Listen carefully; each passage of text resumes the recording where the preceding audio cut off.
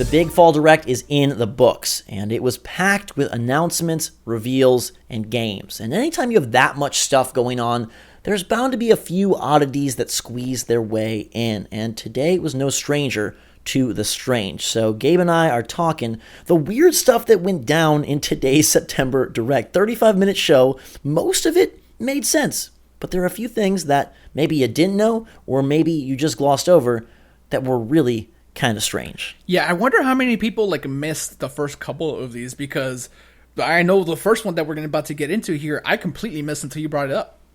Yeah, this one was not discussed well, and probably for an obvious reason. The NES controllers that you saw, the ones that can clip onto the system to charge, the ones that are utilized for those awesome NES titles that sometimes have co-op and online, they're only available to online service subscribers. One set per Nintendo account, and they will be available in December, not September. These controllers are not being sold in stores, so this is not a rush of, ooh, let's get these for the holiday season. It's ordered through Nintendo and available only if you have a subscription to the online service.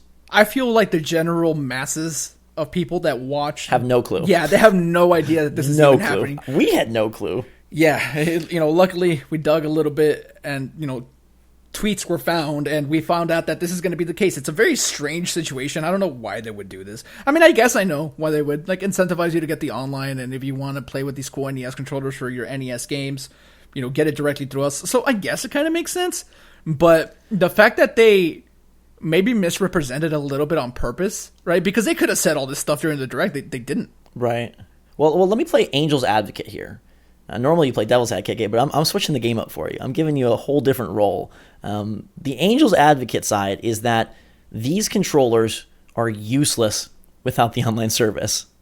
And therefore, they do not want the option for someone to walk into the store and think this is a spare set of Joy-Con, a cheaper alternative to Joy-Con, or just a really cool gift for a Nintendo Switch owner, and then have them do nothing. Okay, now let me bring something else up. Why? Why can't we use these with Mega Man 11? Why can't we use this with any number of other side-scrolling games that are on Nintendo Switch? They don't have the same button configuration. They are guess. offered cheaper, and I guess you could argue that, hey, there are certain things like, hey, point cards. Well, you definitely need online to utilize the point cards, but no subscription is really required there. So this may be just a rare case of, from a marketing and a backlash standpoint, is there a proper way to sell them in stores? Nonetheless, it's very weird, and you're going to have to go to the rarely visited Nintendo online store to get these controllers for your online service. The next one, Gabe, is a bummer to me. A big bummer, because this would have legit rocked the Direct over here in the States. Assassin's Creed Odyssey got announced for Japan. Assassin's Creed Odyssey, that's not the one from a decade ago, Gabe. That's the new one that comes out next month. Yeah. And it's coming via the cloud special magic service that they have going on over there, like they did with Resident Evil 7. And we have no access to that. As you saw from when we tried Resident Evil 7, and it was an impossible task. We got through a few frames before it just disconnected, and it did not look great. It was not playable. So it's not something that can be quote-unquote imported. But it's such a bummer, because if there was, whether it's actually a cartridge or just via this cloud service, bringing the new Assassin's Creed to Switch is monumental. It is, and it's so sad that it's exclusive to Japan. For anybody curious, this was talked about and shown during the Japan Direct, and they always have some extra stuff that we don't get over here just because it's such a different audience. But Assassin's Creed applies to us, and I don't know why we can't do the cloud saves. I guess it's just because the bandwidth situation in the countries is a little bit different. I feel like bandwidth in Japan is just way better, so they can do things like this in a better way. They're Middle America, for the most part, doesn't even have decent internet, so they're not going to be able to do this. So why even bring it over? It's just a bummer for those of us that can have it with our internet, that it's not an option that's given to us. And it just is establishing a strange precedents where Japan may start getting modern multi-platform titles, and they won't even appear to exist to other regions. and they would be such great gets. And I get that it's not being put out in the traditional fashion with a box art and with a cartridge, and it's not technically running, like every other game. But still, like, this would be such a way to mitigate the discrepancy between other platforms and the Switch, and to offer some of these bigger, bolder titles via the cloud service would be so cool. I don't know exactly how great it works. I don't live in Japan. I wasn't able to try Resident Evil 7 in that way. I assume it's decent enough if they're doing it again and Ubisoft is on board. It's a different publisher, so they had to like it enough. It's not just like, ooh, Capcom and Nintendo a special agreement. It's just, that would have been huge. Huge. This one's not as huge, but I find it just fascinating. I can't get off this. Peachette is a new Nintendo character, Gabe. Peachette. This is Toadette donning a crown, and I don't know what we need to describe this as, but evolving, fusing, changing into Peachette, which is a strange mixture of Peach and Toadette. And now I greatly question how alike the species of toads and princesses in the Mushroom Kingdom actually are. How long until we get Peachette in a Mario Tennis Aces game or in a Mario Party game? Clearly not the ones we have now, but in the future. Do you think Peachette becomes a mainstay?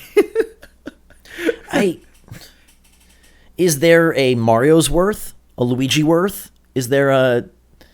I don't know. I feel like this is just a strange, odd... Okay, first of all, the whole new Super Mario Bros. Thing is just odd. And that they didn't put, like, Daisy or some just normal character. That they invented this kind of, like, new character. I mean, it's not really a new character. But I don't understand how Toadette is able to transform into basically Peach with a little bit of a different dress. Yeah, I don't really understand it either. But, yeah, that very weird.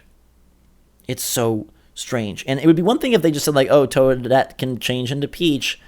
But it's Peachette. And I did not expect a new, like, main family tree Nintendo character occurring between a fusion of the Mario Peach family and the Toad species line. But that is what we have. This one, Gabe, I know bugged the heck out of you. Final Fantasy VIII, just missing. Just not there. Yeah, I don't know what all that's about. We have 7, 9, 10, 10-2, and 12 all coming to Switch. That's a lot of Final Fantasy games. 8. I said this in the other video. Squall's just hanging out somewhere with his gunblade.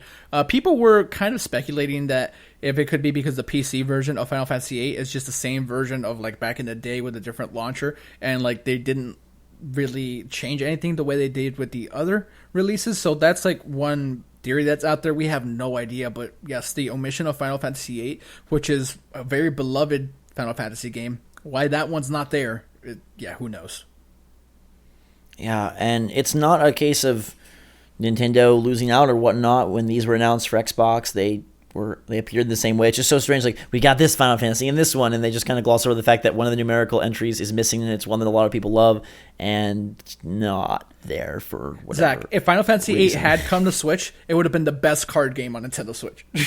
We're getting some card games. Yeah. They're bringing those board game packages, and Elder Scrolls Legends is coming at some point in theory. Yeah. But what's not coming is another new first-party title for fall. When they had announced that, hey, there's going to be more, just hold tight. If you remember back around E3, the stock dropped a bit. People were not, from an investor standpoint, that pleased with Nintendo's offerings, even though this fall does include Smash Bros. And Pokemon, by all accounts, two of the largest Nintendo franchises.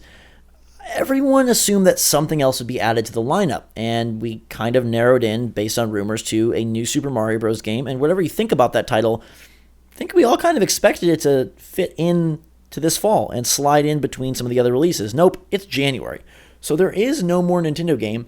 You are still getting Mario Party in October and Pokemon in November and Smash in December, and that makes good sense. I guess Labo Vehicle Kit kind of maybe fills that gap, but I did find it weird that we expected this and kind of were really excited for that, and I'm not sure exactly what they were referencing when they said there's still more to come this year. Yeah, I mean, I think maybe at the time we didn't know about Labo. We didn't really know about Diablo, stuff like that. So, yeah. I mean, it had to have been that. But if I'm honest, it kind of makes sense that there's nothing first party because Pokemon and Smash are going to dominate sales, and whatever else you release around the same time probably just wouldn't do as well. I feel like that's what happened with Travis. I think that game's been done. It's just that why put it out so close to some of these other big games that then no one's going to get Travis? It does make sense. I think maybe it is a little crazy, but just given the narrative and what we were kind of expecting, to me it was strange that it didn't show up, and specifically strange that New Super Mario Bros. Is not a fall release. But again, something they have done is spread out their releases and make sure that every month has something, but then Daemon X Machina is also in January, so what the heck, Nintendo. I want to wrap with one that may be a small oddity, but I find Pikachu's balloon car very, very weird. The fact that now they are putting your partner in charge of all of these tasks, including flying, just a little weird. You have all these Pokemon with wings. That's how it's been done in the past. Hey, balloon cars are the new method of travel. Very unsafe, not recommendable. Very dangerous to see a 10-year-old kid flying through the sky in a balloon-powered bicycle. But that's what we're doing for Let's Go Pikachu and Let's Go Eevee. What would you do if you saw me flying through the sky in a balloon-powered bicycle? I'd be super excited. Honestly, I think there is either a very happy, like Mr. Rogers reading Rainbow future where everyone's floating around in balloon cars, or there is like a demonic It-style future where it's evil clowns cruising through the skies, snatching children, and more. But I can't say I don't like this balloon car, and I wish there was an amiibo featuring Trainer and Pikachu in the balloon car. Yeah. It's very, very big direct. Some very, very odd things. Let us know what you think about these strange elements, and if you noticed anything else from the direct. I think probably the weirdest to me is Peachette. The strangest is the NES controllers being only for online customers, although I think we kind of figured that one out. And then the biggest bummer is AC Odyssey being Japanese or Japan only. Yeah, I wish that game was coming to Switch over here. Like that would have done gangbusters. But huge. Yeah. Huge. I've played a ton of it. Pulling that off on Switch, whether it's cloud or not, super cool. But let us know what you think is cool and what you think is kind of weird in the comments down below. Make sure to subscribe to us every day on the latest and greatest from the Switch and these titles when they do come out. We'll have them covered for you. You can follow us on Twitter and Discord if you want more information or just want to interact with some other cool Switch fans like you. In the meantime, for myself and Gabe, thanks so much for watching. Hope you're having a fantastic night. Switch Force out.